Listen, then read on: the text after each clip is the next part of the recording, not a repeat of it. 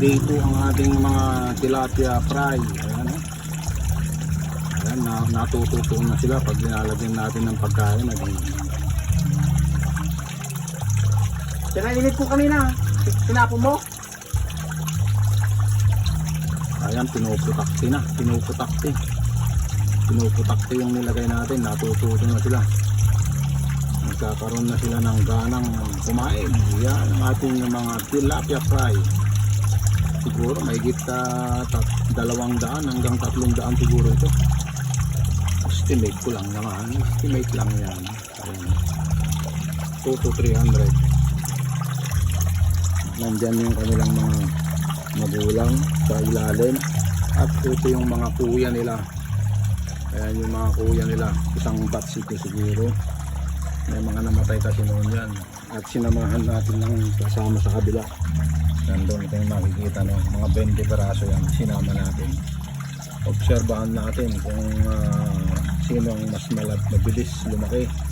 Yung nandito na nakasama dito, kasi ang pinapakain ko dito ano na starter floater na.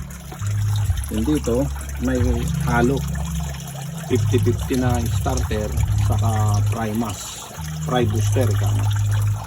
Meron siyang fry booster yung pinapakain natin dyan. Alright, at dito siyempre sa mga Manila, mga breeder natin nandyan sa ilalim, nandyan sila, hindi gaanong lumalaki. Kaya mas maganda sana meron tayong native dito na isa na yung lumalaki.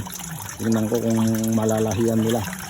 At nandito naman ang ating mga, ayan, binagyan natin ng karne. Kinakain naman nila yung karne.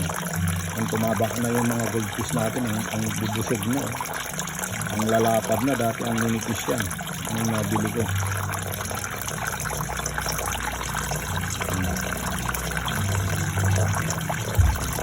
Dalawang moli, yung ibang kulay, magkaibang kulay, ano ba yan? Moli bang tawag ko, saka 4 na goldfish. Alright guys, shout out ko sa inyong lahat. Nakikita nyo, masaya sila, bumabali-baliktad sila. Ngayon mo makikita na masaya sila pagka bumabali-baliktad. Nakikita mong bumabali-baliktad sila, masaya sila, wala silang problema. Pag nandito na lang sila taas, pag ayan, umaangat-angat na lang sila, medyo suffocated na sila.